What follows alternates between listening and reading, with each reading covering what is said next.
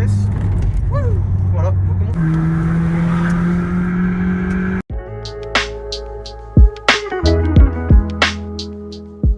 Bonjour tout le monde, on se retrouve aujourd'hui avec Sébastien pour la présentation de son Audi TT 8J. Alors Sébastien, qu'est-ce qui se cache sous ce capot? Ah, le fameux 1,8 litres. Fameux pas parce que c'est le 20 soupape, non c'est son petit frère le TFSI, aussi fiable qu'il soit. Alors cette voiture, il y a eu deux prouesses technologiques dessus. L'AMR, donc du coup c'est l'Audi Magnetic Ride, c'est une suspension pilotée. Il fallait avoir de l'argent pour dépenser de l'argent, c'est-à-dire que sur les 1,8 litres et les 2 litres les mazout, c'était pas en option. C'est d'origine sur les TTRS, si je dis pas de bêtises. Bon après ce qu'il y a c'est que le temps, comme toutes les suspensions un peu sophistiquées, prouvera que c'est pas fiable. Et je connais plus d'une personne qui l'avait et qui ont décidé juste de mettre des suspensions normales, genre même les suspensions d'origine de la mienne. Moins de soucis de fiabilité. Ouais ça, c'est-à-dire qu'alors, normalement voilà, la suspension magnétique c'est doux sur les dodanes, dur dans les pompes, ben en fait c'est l'inverse. Au niveau du châssis de cette voiture, on retrouve l'ASF, l'Audi Space Frame, qui est une petite invention qui est apparue sur ce modèle-là. C'est-à-dire qu'on a un mélange d'alu et d'acier au niveau du châssis. Et on se retrouve du coup avec 69% d'aluminium pour plus de stabilité et plus de légèreté. Alors dit très vite fait, en gros la base, c'est une base de Golf 5 donc, vachement raccourcie quand même vu que c'est qu'une 2 portes. À peu près la seule chose qui reste de la Golf 5 c'est vraiment le plancher. Et jusqu'à peu près là dans la baie moteur et les supports moteurs c'est les mêmes, c'est en tôle. Par contre tout le reste, bouclier avant, le toit, les portes, tous les carénages, sauf le pare-choc. Et tout ce qui est l'arrière, tout était fait en alu, donc ça a été amélioré. Ce qui fait qu'elle pèse moins qu'une A3 je crois. C'est ça. Plus grand. On se retrouve à 1315 kg avec tous les fluides. Après, le truc que j'aime bien, les LED, ça c'est mignon ça. Bon, alors problème, c'est les premières à peu près LED qui existaient sur les voitures. Pareil sur les rétros vont bien. Là, ça se verra pas du coup, mais il y a 3-4 LED là qui sont mortes, il y en a une là, une là. Donc en fait, c'est à dire que je monte, je mets le contact, je freine 2 secondes et ta barre de LED elle est morte. Dis-moi, je viens de voir quelque chose sur ta plaque. La Charomobile. Parle-moi-en un peu. Donc ça c'est son petit nom à la dame, c'est moi qui l'ai décidé, c'est-à-dire que je l'ai acheté à un gendarme, ça c'est pas d'origine. Avant d'acheter cette voiture, je débattais sur plusieurs modèles et je savais que dans les 3 semaines où je l'ai acheté, l'échappement était plus d'origine. Celui-là il était déjà quand je l'ai acheté, bah ça se voit du coup que ça dépasse un peu et bon, ça vous inquiétez pas, ça c'est neuf mon copain. Les jantes sont d'origine, c'était, je crois les jantes de base c'est du 17 pouces. Les jantes sont pas jolies mais pour les photos, quand elles sont bien alignées comme ça, en vrai, moi je dis ça rend bien. Et comme chaussettes, du coup, je lui ai trouvé des beaux PS5 qui, par rapport à la taille, ont coûté un bras une boule. C'est-à-dire que c'était 700 balles les 4, montée équilibrée. Sachant aussi que ça fait que 8000 km que tu les as et que ça commence à glisser du cul. Ouais, c'est-à-dire que c'est bizarre, c'est une Audi, c'est une traction, mais je sais pas, les fesses elles bougent. Très joueur. Très joueur. Le coffre, pour le coup, est pas mal, on pourrait dormir dedans. Là, il y a la vitre entière qui se lève, du coup, on a. Pour charger, c'est presque comme un pick-up. C'est-à-dire que je peux mettre en roue et quand même genre accéder à l'intérieur. Pour ça, c'est pas mal. Voilà, il se baisse. J'ai pas essayé, mais on pourrait dormir dedans, franchement, même à deux si on s'emboîte à peu près bien. Il y a le kit où il manque un outil. C'est-à-dire que, alors, avoir une galette, c'était en option parce qu'il y a vraiment genre le trou pour l'avoir nickel. Mais bon, du coup, si t'as pas l'option, il te donne un kit anti-crevaison qui est passé depuis 5 ans. Et la batterie est derrière. Attention, une voiture de sport. On va passer à l'intérieur de cette TT, Sébastien. Qu'est-ce que tu peux nous en dire? Déjà, je vois qu'on a une très belle sellerie en cuir. Alors, il y avait franchement beaucoup d'options, un peu comme dans les R8. Les modèles de base, j'ai rarement assez vu, étaient en tissu complet. Ce qu'on verra le plus commun de très très loin sur le bon coin, c'est cuir noir. Et le plus commun, c'était blanc, mais c'est un blanc crème un peu cassé, pas exactement esthétique, parce que le problème de ces sièges, c'est-à-dire que c'est genre une brique de couleur, il y avait en rouge.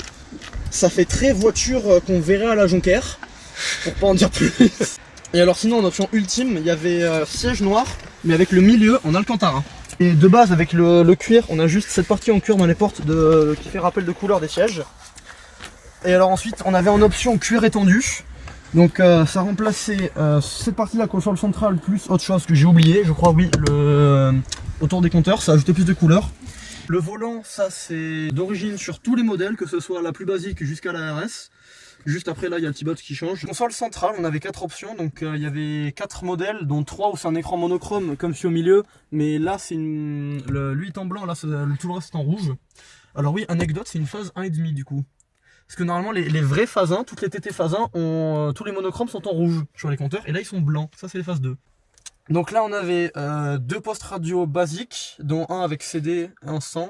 Le troisième c'est Audi Navigation de basique, donc pareil monochrome, et ça c'était génial. Ça c'était bien, genre début année 2000, on a découvert le GPS. Et alors en fait, genre elle a le GPS, mais juste elle te donne les instructions par ligne. Donc tourner à gauche dans 500 mètres. Mais c'est vraiment, il y a une seule ligne en plus, c'est une à la fois. Et ensuite on avait celui-là, ça a coûté 3500 € l'option. Le prix de ma voiture. Que tu aurais pu mettre dans le moteur pour avoir le 2 litres, enfin bon voilà. Avec un beau GPS bien typé année 2000. J'ai même la carte complète Europe, alors oui ça c'est bien, on peut passer dans l'espace si on veut. Avec celui-là et l'option juste en dessous, on pouvait avoir en option un chargeur de CD, donc celui-là je m'en servirai jamais. Peut-être même qu'il a jamais servi, hein, c'est pas impossible. Et vu qu'elle a pas le Bluetooth, j'ai téléchargé mes playlists, j'ai mis sur carte SD. Alors anecdote pour le téléphone, il y a l'option pour en mettre un, sauf que c'est une espèce de brique spéciale Audi qui devait coûter encore plus cher, je sais même pas combien ça coûte, et qui vient se brancher là, on a une prise auxiliaire là. Alors niveau rangement intérieur, porte-gobelets ouais, qui sont assez petits. Dans les portes par contre il y a 1 km d'espace, de ce côté là j'ai ma bouteille d'eau qui passe allègrement. Et ensuite derrière, alors ça c'est un peu bizarre, là on a un petit rangement qui est genre assez profond pour le coup. Et c'est pas symétrique, il est pas de l'autre côté. Parce que là on le voit pas, mais de l'autre côté en fait il y a caisson basse. Qu'est-ce que c'est que ce bouton juste là? Écoute, je te laisse regarder par la vitre arrière un petit instant.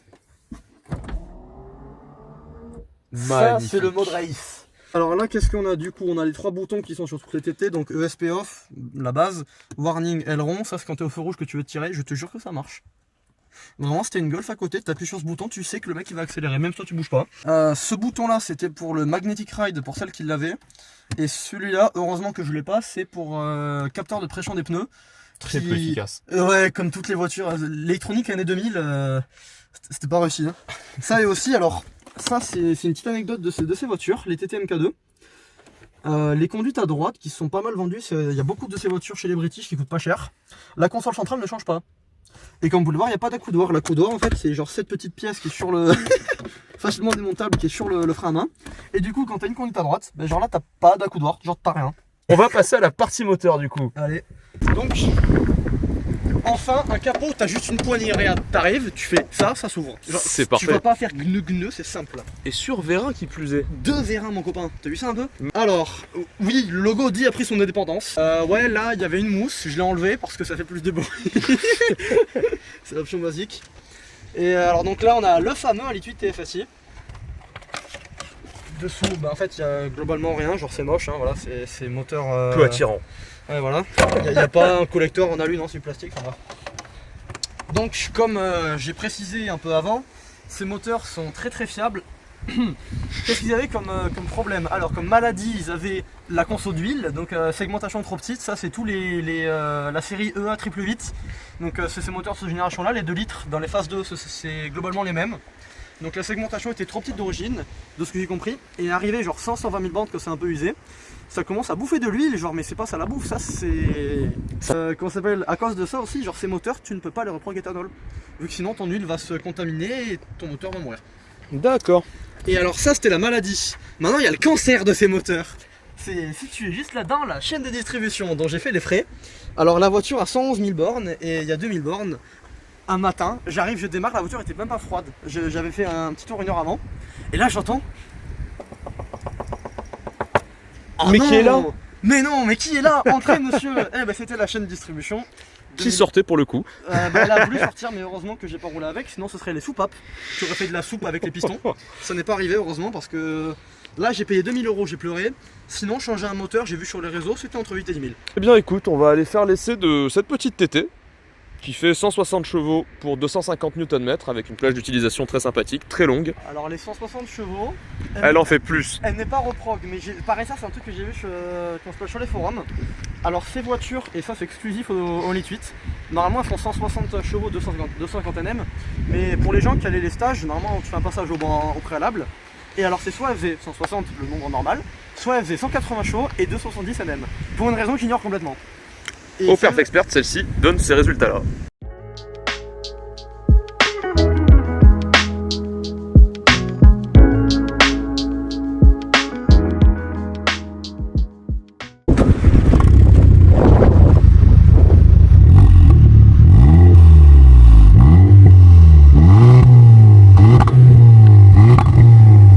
Alors du coup Sébastien, pourquoi t'as acheté cette voiture? J'avais un Duster, ça c'est la legs familiale, donc de père en fils, il a fait tout le monde, le grand frère, moi, le père, tout le monde. Et qu'on s'appelle, c'était quoi? C'était en avril-mai de l'an dernier. Alors c'était un Duster 110 chevaux, mais les 110 chevaux n'ont jamais été présents, je crois bien. Alors, du coup je regardais pour une voiture un peu plus sportive, mais dans les limites du petit A qui est collé derrière là-bas. C'est-à-dire que l'assurance était quand même un facteur assez déterminant. Et j'ai considéré beaucoup d'options. D'abord, je regardais, alors c'est les Ibiza 6L, je crois, celles que tout le monde voit, les 1.9 TDI qui font 300 chevaux en roue, cette génération-là, mais avec le 1.8 20 soupape. Les premières générations des TT, mais trop rondes, j'aimais pas tellement. Les Ibiza génération d'après, les Léon de la même génération, donc début année 2010. Ensuite, je suis parti plus niveau coupé, donc je regardais la RCZ et la TT. Je suis parti plus sur une RCZ vu que c'était moins cher quand même, genre à hauteur de 3-4 000 € moins cher pour la même borne. Mais ensuite, il y a une belle invention dans ce monde qui s'appelle les forums. Ça, si quelqu'un qui achète une voiture, allez voir les forums. Parce que du coup, j'ai pas acheté ça. Parce que bon, je pense que tout le monde qui connaît bien les bagnoles connaît le fameux 1 litre THP et ces fameux problèmes assez récurrents de chaîne de distribution, tout comme ça. Et du coup, je suis parti sur une TT plutôt, parce que c'était plus fiable quand même. Et niveau standing intérieur, je préfère largement. Parce que, alors, autant les RCZ, j'aime bien l'extérieur. Les Fazans, ça ressemble un peu à une 307 devant, mais bon, ça en dira rien. Autant, je suis désolé, mais Peugeot, les gars, le volant, vous avez fait aucun effort. C'est un putain de volant de 206. J'ai préféré partir sur une TT, non, fiabilité étant un souci. Et standing intérieur, aussi un autre. C'est-à-dire que là, franchement, l'intérieur, bon, certes, c'est très années 2000. Là, niveau passager, Y a rien. il n'y a pas eu aucun effort. Bon, d'accord. Il y a marqué airbag, c'est déjà bien. Il y a marqué airbag, et alors quand t'avais une Quattro, que ce soit un diesel ou n'importe quoi, là, c'était marqué Quattro, là, c'était mignon. Bon, du coup, j'ai une traction, moi, c'est On en filmera une dans pas longtemps. Et Branche. platane. Et alors, du coup, au niveau intérieur, donc, le volant, c'est le même volant que l'R8. Ça, c'est pareil que l'R8. Ça, niveau, je crois pas, les aérations sont les mêmes que les R8, me semble-t-il. Enfin, il y a plusieurs pièces de R8, les rétro-clignotants aussi. Pas pour dire que j'ai une R8, mais voilà, genre, si les pièces étaient bonnes pour une R8, c'est que c'était bon pour cette voiture. Donc, niveau intérieur, c'est quand même mieux. Voilà, j'ai acheté malheureusement un litre TFSI, car après longue concertation avec mon assurance qui a duré 2 minutes, 200 chevaux c'était trop.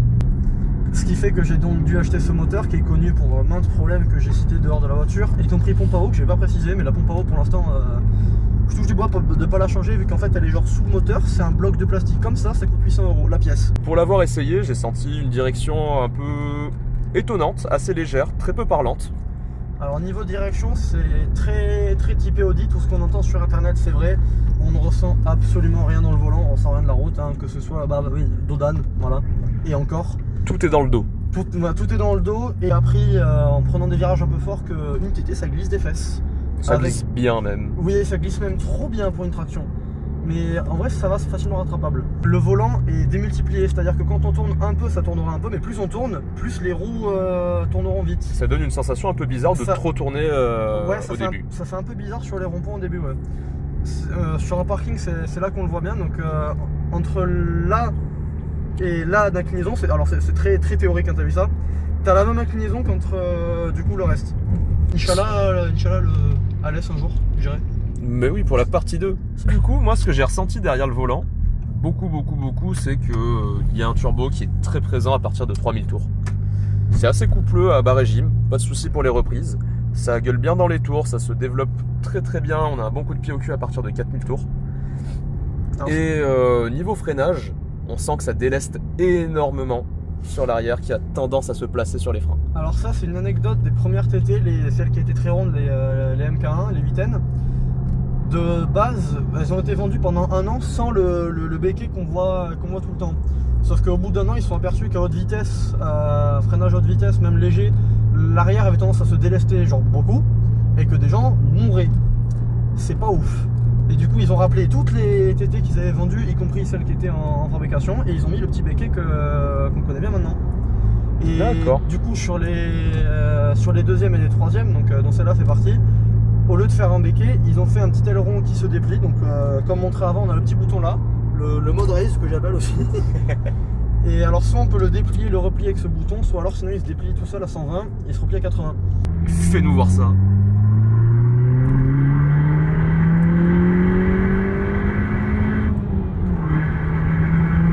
Un virage, ça tourne.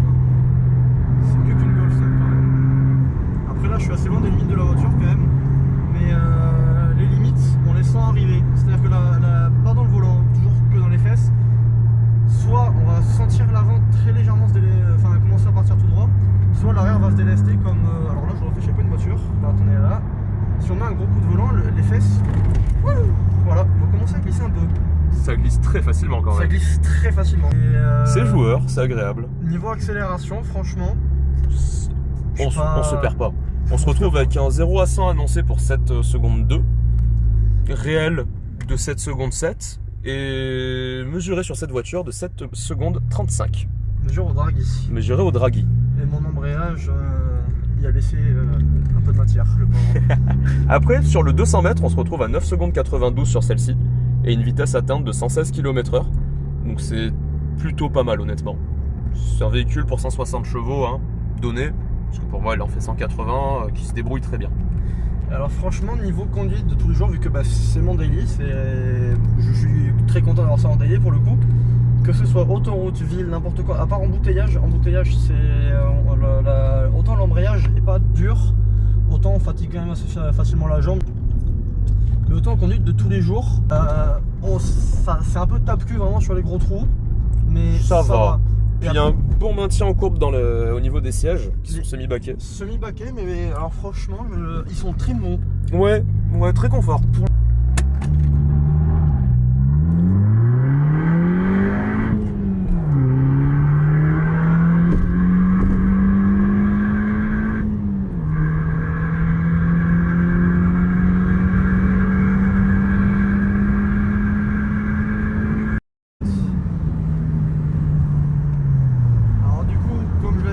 Extrêmement longue.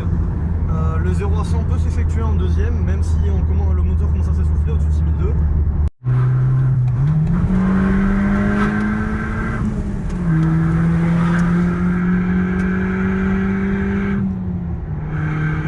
Bon, comme on peut le voir, pour les dépassements, c'est pas compliqué du tout.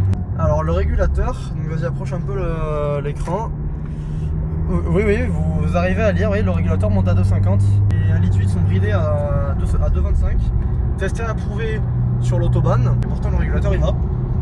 Après, tu me parlais de différentiel limité. Alors, ça je n'ai pas vu en option nulle part. Je sais que c'est d'origine sur les TTS et RS, au moins devant, derrière, pas sûr. Mais alors cette voiture je l'ai découvert et je l'ai confirmé de manière différente. Donc les vidanges je l'ai fait moi-même tous les 10 000. Parce que je prends quand même assez soin déjà que c'est pas très fiable, voilà, si en plus je fais pas les vidanges, bon voilà, ça aide pas. Et du coup j'avais les deux roues avant levées et juste par curiosité j'ai fait tourner une roue. Et quand on a un différentiel limité, si on fait tourner une roue, la deuxième tournera dans le même sens. Si le différentiel est ouvert, elle tourne en sens inverse. Donc là j'ai vu qu'elle tournait dans le même sens. Et un peu plus tard, rien à voir, dans un parking souterrain chez un de mes collègues, parking souterrain tout neuf en ciment, et du coup avec bien une couche de poussière bien épaisse. ESP off, j'ai juste fait tirer l'embrayage, j'ai patiné un peu, et là ça m'a laissé 2 traces de pneus parfaites. Je sais pas pourquoi, j'ai un différentiel limité, et il est pas soudé vu que je peux tourner. J'ai jamais vu nulle part que c'était en option, donc alors soit c'est d'origine sur toutes, soit quelqu'un a fait quelque chose à un moment et je sais pas qui. Alors en option aussi que j'avais pas parlé, niveau intérieur qui coûtait aussi un petit billet, les enceintes Bose, je n'ai pas l'option. Cependant franchement je pense pas qu'il y en avait guère l'utilité parce que déjà ce qu'on a 2 petits haut-parleurs en haut, dans les portes on en a un en haut, un en bas, des petits subs en bas qui franchement tabassent assez bien. Et comme je l'avais dit derrière, on a à côté des passagers une ampli de chaque côté et en bas derrière le plastique le caisson. Le caisson. Et donc alors avec le pack Bose le son était meilleur. Mais ça c'était encore un autre problème de ces bagnoles, c'est-à-dire que l'ampli était situé quelque part au-dessus de l'arche de roue arrière gauche et pour prendre la pluie et l'eau. Et du coup l'ampli ça coûte 800 € la pièce. Merveilleux. Audi. Et alors en parlant de soucis récurrents, ça c'est pareil, une autre maladie, les feux arrière, la mise à la masse, moi ça me le fait assez souvent, donc faudrait que je corrige ça. Doit être soit les câbles sont sous-dimensionnés, ils prennent trop d'ampères, c'est-à-dire que le câble de la masse commence à cramer avec les phares allumés. Parfait. Du coup les phares commencent à affaiblir, voire carrément ils s'éteignent. Alors il y a deux solutions. Soit on vient avec un tournevis un peu nettoyer un frein, on gratte un peu pour la rouille, soit alors il faut refaire une mise à la masse directement de la platine jusqu'au châssis. Mais bon, après on peut plus enlever le phare, c'est pas joli, mais bon, je pense que je vais le faire vu que les deux phares ils me l'ont fait 3 fois chacun. Bon. Enfin, alors pour le coup, il n'y a pas trop, les VT elles ont pas trop de problèmes d'origine, mais en général ce qu'elles ont, ça coûte un coup. Ah, c'est beau.